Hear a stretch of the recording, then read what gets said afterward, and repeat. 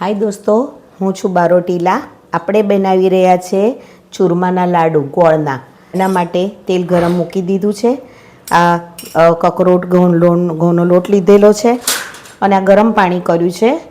હવે આપણે ઘી લેવું હોય તો ઘી અને તેલ લેવું હોય તો તેલ, એનું મોવણ સારા એવા પ્રમાણમાં દેવાનું છે. આમાં હું થોડું ઘી નાખું છું મોવણ માટે અને તળવા માટે તેલનો ઉપયોગ કરું છું. ઘીમાં પણ તળી શકાય છે, પણ છોકરાઓ અમારે બહુ ઘી ખાતા નથી એટલે અમે તેલનો ઉપયોગ કરીએ છીએ. આમ તો ઘીથી જ સારા થાય, પણ આપણે એને મુઠ્ઠી પડતું મોવણ નાખવાનું છે આ રીતનું, અને પછી ગરમ પાણીથી એના મુઠિયા બનાવી લેવાના છે. અને એના માટે આપણે તેલ તૈયાર મૂકી જ દીધું છે. ગરમ પેન કરવા ગેસ ચાલુ કરી દીધો છે, તો આપણે મોવણ દઈ દીધું છે. અને હવે આ ગરમ પાણી મૂકેલું છે, ગરમ પાણીથી આપણે લોટને થોડોક કઠણ એવા મુઠિયા બાંધીશું.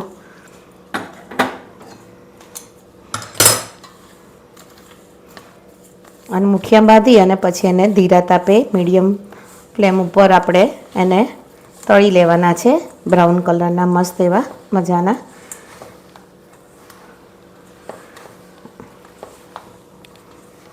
તો જોઈ રહ્યા છો તમે કે આપણો લોટ બંધાઈ ગયો છે. તો હવે આપણે નાના નાના મુઠિયા બનાવીશું તો જલ્દી ચડી જશે અને અંદરથી કાચા રહેશે નહીં. એના માટે તો આપણે આ રીતના મુઠિયા બનાવવાના છે અને મુઠિયાને તળવા પણ મૂકી દેવાના છે.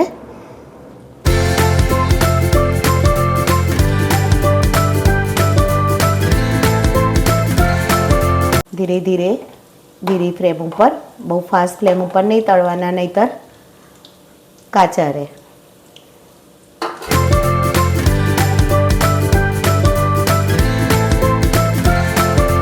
તો આપણે મુઠિયા આ રીતના તળી લેવાના છે અને પછી એને 10 મિનિટ રેસ્ટ આપીશું કે અંદરથી એ સીજાઈ જાય. પછી આપણે એને તમારે ખાણી પરાઈમાં કરવા હોય તો એમાં કરવાના, અને અત્યારે તો મિક્સર દરેકના ઘરે હોય છે, તો મિક્સરમાં એક ચકડી ફેરવી દેવાની અને ઘઉંના ચાયણે કે ચોખાના ચાયણે આપણે ચાળી કાઢવાના અને પછી એનો ગોળનો પાયો આપણે બનાવવાનો છે. તો 10 મિનિટ પછી આપણે એ કામ કરી રહ્યા છીએ. તો દોસ્તો 10 મિનિટ થાય એટલે પછી આપણે આવો નાનો પારો હોય એનાથી આપણે ધીરે ધીરે અને અંદર કચરા ખાંડી લઈશું અને પછી એને ચાળી લઈશું. પછી જે ગાંગડા નીકળશે એને જ આપણે મિક્સરમાં નાખીશું અને આ ચાયણી મૂકી છે એ રીતે આપણે ચાયણીમાં ચાળી લેવાનું. પછી એને આપણે મિક્સરમાં બધા જે વધારાનું નીકળે એને જ આપણે ક્રશ કરવાનું છે. તો તમે જોઈ રહ્યા છો દોસ્તો કે આપણે એક જ વખત આ જે ગાંગડા નીકળ્યા એને ચાળવા પડ્યા અને ચાળીને આમાં મિક્સરમાં ક્રશ કરી લીધા. એના માટે ચાળવાની પણ જરૂર રહેતી નથી, કંઈ જ નીકળતું નથી. પછી મિક્સરમાં ક્રશ કરાયા પછી કદાચ 2-4 મોટી ગાંગડીઓ નીકળે. જોઈ રહ્યા છો તમે, જો આ રીતનું આટલું જ નીકળે છે. પહેલાં ખાયણી પરેથી કરતા તો બહુ બધું નીકળતું હતું, હવે નીકળતા નથી. તો આપણે એને તૈયાર કરીને મૂકી દીધું છે એક બાજુ. હવે આપણે ગેસની ફ્લેમ ચાલુ કરી દીધી છે. એમાં આપણે નાખીશું ઘી.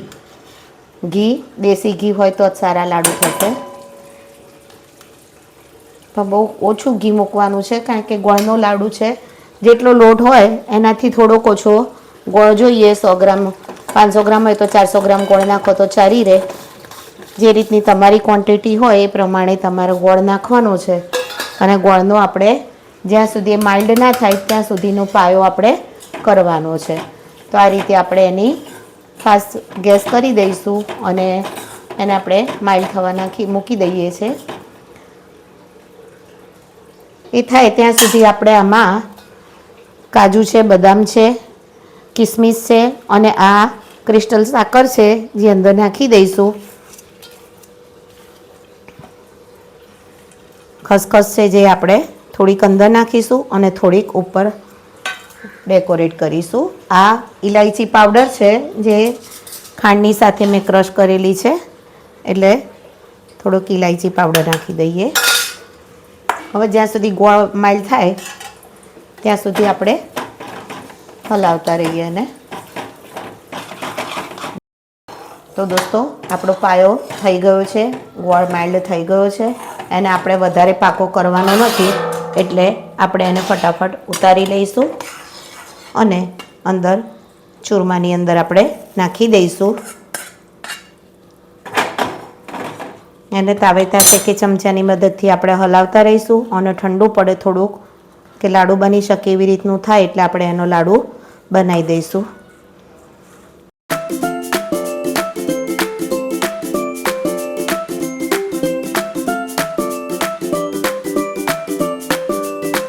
તો દોસ્તો જોઈ રહ્યા છો તમે કે આપણા લાડુ તૈયાર થઈ ગયા છે. હાથમાં આપણે પકડી શકીએ એવો એનું સ્ટ્રક્ચર તૈયાર થઈ ગયું છે. તો આપણે એને લાડુ વાળી લઈશું. તમને એવું લાગે આ સ્ટેજ ઉપર કે થોડું ઘી ઓછું છે તો આપણે અંદર થોડું ઘી નાખી શકીએ છીએ, પણ આટલું બધું ઘી છે જુઓ તમે જોઈ રહ્યા છો, એટલે જરાક પણ ઘી નાખવાની આપણે જરૂર નથી. લાડુ ઇઝીલી બની જાય છે.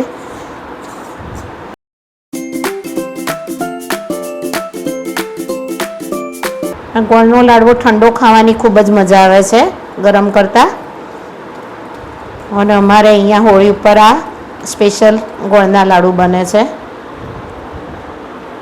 તો આપણે એની ઉપર ખસખસ પણ લગાવતા જઈશું સાથે સાથે.